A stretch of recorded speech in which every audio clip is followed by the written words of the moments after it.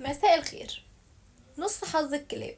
اه والله نص حظهم، انا عايزه نص حظهم. عايزه اوضتهم بس انا مش طمعانه، انا مش هطمع.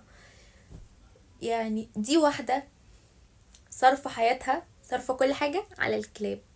خديني ربينا ان انا تبريلي كلب وربيني معاهم يا شيخ. انا راضيه، انا راضيه.